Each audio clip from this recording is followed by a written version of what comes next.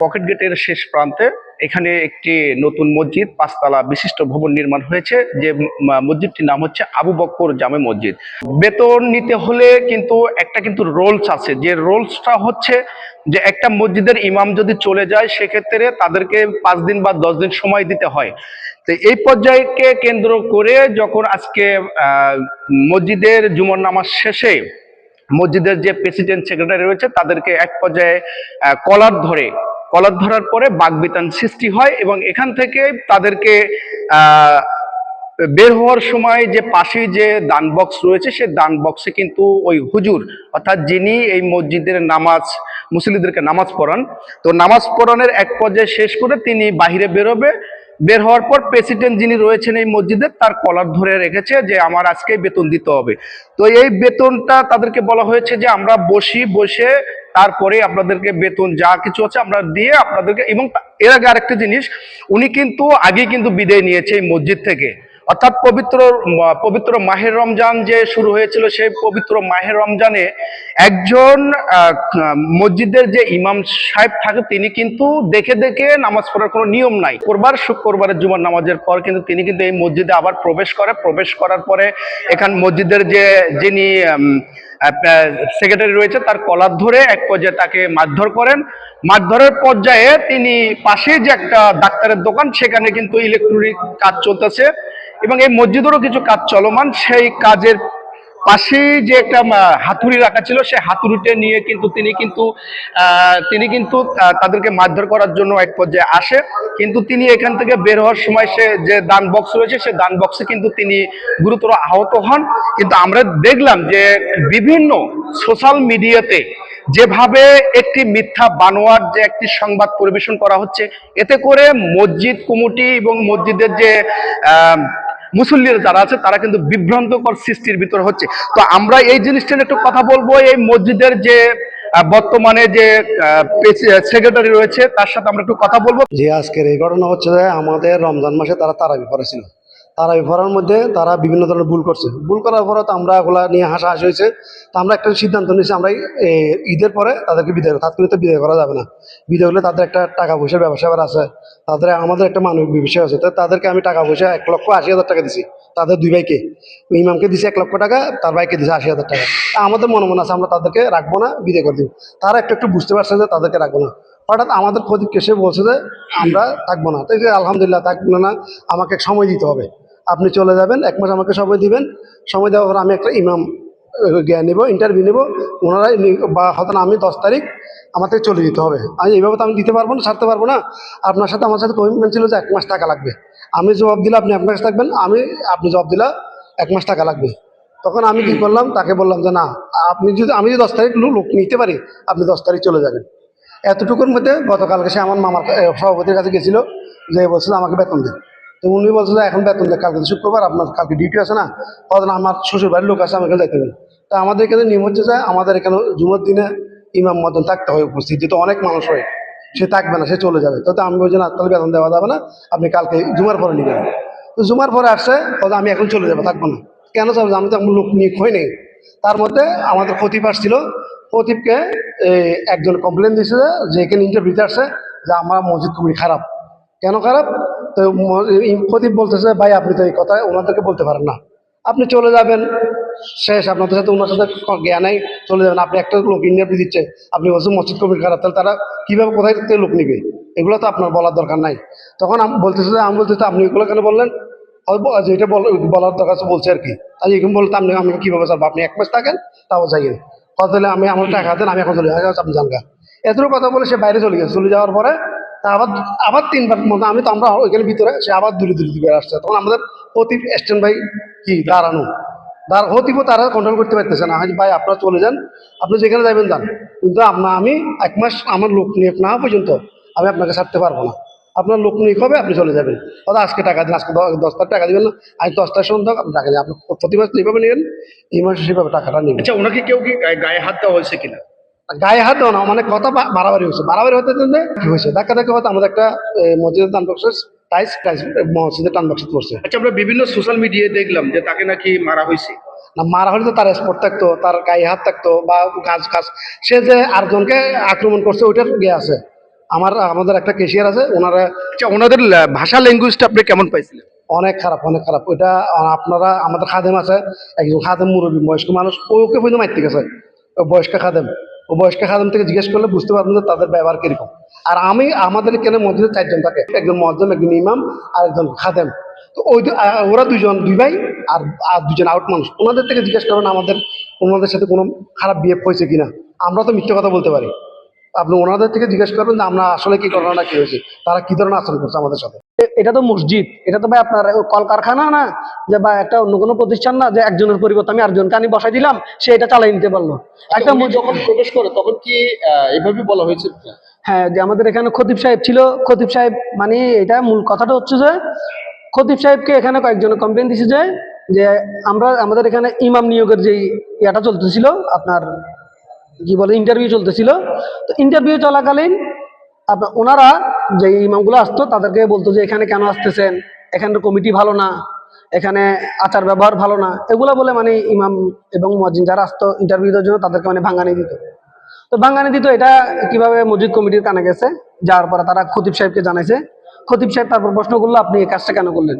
আপনি একজন আলেম মানুষ, একজন আলেম আপনার এখানে আসছে, তিনি ইন্টারভিউ দিতে আসছে, আপনি তো এটা করা মানে গীবত করা, একজন পিছনে বলা মানে কি মসজিদ কমিটি গীবত করলেন।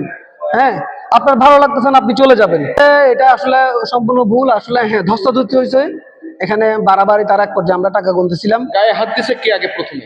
গায়ে একে হাত দিছে, আমি ওটা সঠিক ইয়া করতে পারতেছি না, কিন্তু আমি যখন ওখানে দেখছি ধস্তাধস্তি আওয়াজ শুনছি, আমি দৌড়ে বেরিয়ে গেছি। দেখতেছি যে ওনারা ওই ইমাম মুয়াজ্জিনের পাশে, আর সেক্রেটারি এবং আপনার হচ্ছে যে কেশিয়ার, ওনারা মসজিদের এই গেটের পাশে।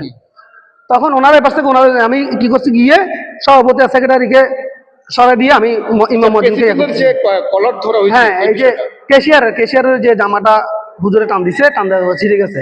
তারপরে দস্তদস্তির পরে আপনার ইমাম সাহেব যিনি, মুয়াজ্জিন না, ইমাম সাহেব যিনি, উনি যখন ওদিক থেকে স্লিপ করে, যে টাইস তো পিছলা, স্লিপ করে আমাদের যে মসজিদে যে দান বাক্সটা আছে, দান বাক্সটা যে আলগা, এখানে কোনো খুঁটির সাথে ইয়া করা না, আলগা, তো ওইটা সহ স্লিপ করে পরে আপনার কি উনি নাক ফাটি গেছে আমার।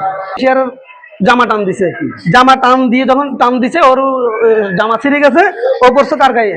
ইমামের গায়ে। ইমাম সহ, মানে এটা সহ, এই যে আমাদের এটা কিন্তু যে একদম দেখছেন এটা কিরকম, এর পাশে কিন্তু সিঁড়ি, এইটা সহকারে উল্টো পড়ে গেছে। উল্টো পড়ে যাওয়ার কারণে এটার কোনো না কোনোভাবে বাড়ি খাইছে, যার কারণে নাক ফাটি গেছে। নাক ফাটি গিয়ে ব্লাড যখন বেরিয়েছে, আমি এটা দেখে আমি ইমাম সাহেবকে ওই যে ফার্মেসির সামনে দেখেন এদিকে, ফার্মেসি এটাতে নিয়ে গেছে, আসেন আগে আপনাকে ট্রিটমেন্ট করাই। হ্যাঁ, ফার্মেসি ওইটা না? হ্যাঁ, এই ফার্মেসি এটা ছিল। আপনার কাজ করতে দেখছেন, ওয়ারিং এর কাজ চলতেছে এখানে। মসজিদের যে প্রেসিডেন্ট যিনি রয়েছেন, এবং তাকে যে আজকে কলার ধরে তাকে মারধর করা হয়েছে, এবং নামাজ পড়ে আসছি, আমি হোটেলে ভাত খাই। নামাজ শেষে আমি হোটেলে গেছি, ভাত নিয়ে এসছি। ভাত খাওয়া শেষ, আমার মিস্ত্রি যারা আছে তারাও চলে গেছে, যার যন্ত্রপাতি যেগুলো আছে এগুলো রাখছে। ভিতরে কি হয়েছে আমি কোনো কিছু জানি না, কিন্তু ওইখান থেকে চিৎকার করে যখন আসছে, তখন উনি যখন আসছে, ওনারা চলে এসছে, ওইখানে ওই একটা বক্স আছে না, ওই বক্সটা সহ পুরো পড়ছে এখানে। এই আচ্ছা, তার মানে উনি আপনার দোকানে আসার জন্য দৌড় দিয়েছিল? হ্যাঁ, দৌড় দিয়েছিল। আগে ওইখানে ইয়ে করছে, ডাকাতে দিয়ে কিছু ঘটনা করছে, পরে দৌড়িয়ে এসেছি কি আমার দোকানে। তখন কি উনি পরে কি নিচে গেছে? হ্যাঁ, পরে জুতা সহ, জুতা একটা উপরে ছিল, একটা নিচে ছিল, পরে ব্লাড বেরিয়েছে। তারপর লাস্টে দৌড়িয়ে আসি ওইখান থেকে, আপনার হাতুড়িটা নিছে। পরে লাস্টে উনি জাপটা ধরছে, এবং উনি নিজে কাটতেছে না, পরে লাস্টে আমি দৌড়ে নিয়ে করলাম। আর ঠিক আছে, একটা অপ্রীতিকর ঘটনা ঘটছে, এবং হুজুরে অভিযোগ করছে তাকে নাকি গুরুতর ভাবে রক্তাক্ত করা হয়েছে। এই বিষয়টি একটু জানতে চাচ্ছি। আর আপনি তো দীর্ঘদিন থেকে এই মসজিদেরই একজন মুসল্লি, তো এই বিষয়টা একটু যদি আপনার কাছ থেকে জানতে পারি। বিষয়টা, আমি এখান থেকে নামাজ পড়ে বাইরে গেছি, কি হয়েছে না হয়েছে আমি দেখি না। যখন আসর পড়তে আসছি তখন তো জিনিসটা একটু শুনলাম, এই সমস্যা, পুলিশ আসলে দেখলাম, একটু ইয়ে বেশি আমি কিছু জানি না। এগুলা ইমাম সাহেব মুয়াজ্জিন এগুলা এইভাবে করাটা মনে করি না। কিন্তু এটা হইলো মসজিদ, আপনারা ইমাম সাহেবের মতো থাকবে, আর মসজিদ কমিটির মতন থাকবে। না পোষাইলে চলে যাবে, আর না যদি পোষায় তাহলে থাকবে।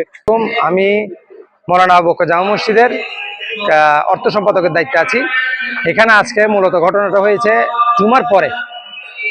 গত সপ্তাহে বৃহস্পতিবার ইমাম সাহেব নিজে থেকে জবাব দিছে এই চাকরি করবে না, বা উনি অন্যদিকে ভালো একটা পেয়েছে, সেক্ষেত্রে প্রপোজাল পেয়েছে, উনি এখান থেকে চলে যাবে যে সেক্ষেত্রে আমাদের সাথে ওনার মানে একটা বন্ডিং ছিল না। তারাবি নামাজের সময় উনি অনেকগুলা ভুল করছে এবং প্রতি 2 রাকাতে যে মোবাইল থেকে কোরআন শরীফ দেখে দেখে নামাজ পড়াইছে। উনি আমাদের সাথে এটা একটা মানে বাটপারি করছে। উনি আমার যখন আসছিল তখন উনি বলছে উনি হাফেজ, 14 বছরের অভিজ্ঞতা আছে ওনার, এভাবে বলে ঢুকছে। আমরা বিশ্বাস করছি, আমরা ইন্টারভিউ নিয়ে নাই ঢুকাই ফেলছি। এখন তারাবি নামাজ পড়াইছে, মানুষ এগুলা নিয়ে হাসাহাসি করতেছে। যাই হোক, এগুলা নিয়ে আমরা ওনাদেরকে আগেই বলছি যে আমরা ঈদের পরে কিন্তু বিদায় করে দিব। আমি চাইছিলাম ঈদের আগে বিদায় করে দেওয়ার জন্য। সেক্রেটারি সাহেব মানবিক মানুষ, উনি আমাকে বলছে যে না, ঈদের আগে যদি বিদায় করে তাহলে মানুষ খারাপ বলবে, তারা তারাবি নামাজটা পড়ায় একবারে একটা ঈদের পরে আমরা সুযোগ সুবিধা বুঝে ওনাদেরকে বিদায় করে দিব, এভাবে কথা হয়েছে। তা আমি বলি আচ্ছা ঠিক আছে তাইলে। এখন এটাকে পুঁজি করে এরা কি করছে, এখানে একটা তো ভালো একটা অ্যামাউন্ট পাইছে, ওদের যেটা চাহিদা, ওরা তো এমনিও থাকবে না ঈদের পরে। তো গত সপ্তাহে আমাদেরকে জবাব দিয়েছে, জবাব দেওয়ার পরে এভাবে আছে। আমরা কি করছি, শনিবার বা রোববার থেকে আমরা একটা ইন্টারভিউর আয়োজন করছি, প্রতি মাগরিব এবং এশা 2 জন করে থাকে। তো এটা এভাবে চলতেছে। ওনারা কি করছে, উনি কিন্তু আসে না মাগরিব এশা, উনি আসে না, ওই যারা ইন্টারভিউ দিতে আসে তারাই নামাজ পড়ায় চলে যায়। এখন ওনারা 2 ভাই, ওনারা কিন্তু 2 ভাই, ইমাম মুয়াজ্জিম 2 ভাই। মুয়াজ্জিম মসজিদে থাকে, মুয়াজ্জিম যাওয়ার কথা ছিল না, মুয়াজ্জিম থাকবে, ইমাম চলে যাবে। তো মুয়াজ্জিমে কি করে, ওদেরকে আসলে বলে যে মানে এখানে বেতন নাই, খাওয়া নাই, কোনো কিছু নাই, সুযোগ সুবিধা, কমিটি ভালো না, আপনারা ইয়া করেন, কি জন্য আসেন, কালকে মাগরিবে ওই হুজুরটাও কিন্তু আমি আনতেছি, আপনাদেরকে দিতে পারবো যদি প্রমাণ লাগে। গেল এটা আমাদের খাদেম সাহেব ইনস্টল ওইখানে দাঁড়ানো ছিল। এরপরে এশার আরেকজন আসছে রিফাত নামের, ওনাকে 3 তলায় ওনাদের রুমে নিয়ে যায়, বলতেছে এখানে খাওয়া নাই, কমিটি নাই, কোনো ইয়া নাই, সুযোগ সুবিধা নাই, হ্যাঁ এগুলো বলতেছে। আমরা এটা জানতে পারি ওনাদের মাধ্যমে, ওনারা আমাদেরকে বলার পরে এটা আমরা খতিব বরাবর এটা জানাই যে খতিব সাহেব এটা আমরা বলবো না, আমরা বললে একটা হ্যাসেল হয়ে যায় ওনাদের সাথে আমাদের বন্ডিং ঠিক নাই, আপনি একটু জুমার নামাজের পর বলে দিবেন যে আপনারা এগুলো করিয়েন না, ওনারা ইমাম মুয়াজ্জিম ইন্টারভিউ নিচ্ছে, আপনাদের দরকার কি, আপনারা বন্ডিং হচ্ছেন, আপনারা চলে যাচ্ছেন, এগুলাই শেষ। এখন এটা ইমামেরটা ঠিক আছে, ইমাম তো চাকরি ছাড়ে দিয়েছে, ইমাম তো আর এটা রিয়েক্ট করতেছে না, মুয়াজ্জিম এটা রিয়েক্ট করছে, মুয়াজ্জিম বল তাহলে আমিও চাকরি ছাড়ে দিব। আচ্ছা ঠিক আছে ভাই, চাকরি ছাড়ে দিবেন, তাহলে 1 তারিখ পর্যন্ত সময়, অর্থাৎ আজ করলে 10 তারিখ, আগামী 1 তারিখে ওনারা চলে যাবে দুনো ভাই। তা আমরা বললাম ঠিক আছে, আপনারা চলে গেলে আমাদের তাহলে 1 তারিখ পর্যন্ত সময় দেন, আমরা ইমাম মুয়াজ্জিম নিয়োগ করে আপনাদেরকে ছেড়ে দিব, যদি 1 তারিখে পারি 1 তারিখে, যদি 2 দিনে পারি 2 দিনেও আপনাদেরকে ছেড়ে দিব, আমরা রাখবো না, যেহেতু আপনারা অন্য জায়গায় চাকরির দরকার আছে। আমি এভাবে বলছি।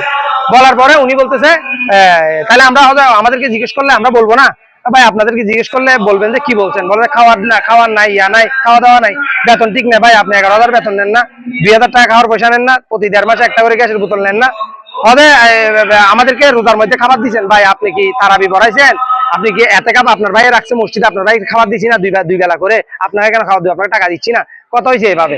এরপরে ঘুরে যায় আবার আসছে বের থেকে, আসি বলে যে এটা গতকালকের থেকে এরা একটা গ্যাঞ্জাম করবে, আমাদের সভাপতির কাছে গেছে টাকার জন্য, সভাপতি বলে যে এখন টাকা দিতে হবে, সভাপতি বলে আমি এখন টাকা দিব না, আমি ঈদের আগের থেকেই জানি বিদায় তো আমরা ঈদ পর্যন্ত, আমি ঈদের আগে বিদায় করে দিতাম। আমি সেক্রেটারি সাহেবকে বলছি ওনাদেরকে বিদায় করে দিই, নতুন ইমাম মুয়াজ্জিম রাখি। সেক্রেটারি কেন আসছে আপনাদের মধ্যে? উনি তো আছে, উনি 1 তারিখ পর্যন্ত থাকবে, উনি 1 তারিখ পর্যন্ত ইনস্টল, মানে আমাদের এখানে চাকরি না করলেও বহাল আছে, আমরা 1 তারিখ পর্যন্ত বেতন দিব, যতদিন পর্যন্ত আমাদের ইমাম মুয়াজ্জিম নিয়োগ না হয়, ইমাম নিয়োগ না হয়। ইমামের কথা ছিল, মুয়াজ্জিমের কথা ছিল না। এখন মুয়াজ্জিম বলতেছে যে আমিও যাবো গা, তো যাবে গা, ঠিক আছে, আমাদেরকে তো 1 তারিখ সময় দিবে, এটা তো মসজিদ ভাই। ওনারা যদি সুন্নি ট্যাগ লাগাইয়া যদি আমাদের বিপক্ষে মানববন্ধন করে, এখানের মুসল্লিরা আছে না, ইমাম মুয়াজ্জিম তার মুসল্লি নিয়ে আমরা মানববন্ধন করব, আমরা আর কি করব, আমাদের করে নিতে এতটুকু। মসজিদকে নিয়ে একটা প্রতিবেদন করা হয়েছে, জি এই প্রতিবেদনটা কি আপনাদের বক্তব্য নিয়ে করছে নাকি বক্তব্য? না, এটার জন্য আমি করা তীব্র নিন্দা জানাচ্ছি। এটা কি জন্য, ওনারা এক পক্ষ ইয়া নিয়ে মানে সাক্ষাৎকার নিয়ে এটা ছেড়ে দিয়েছে, ওনারা তো দরকার ছিল আমাদের ইয়া নেওয়ার জন্য, এটা নিয়ে আমরা আইনগত ব্যবস্থা নিব ওনাদের প্রতি। ওনারা যদি আমাদের বক্তব্য না নেই, আমরা এটার জন্য আইনগত ব্যবস্থা নিব।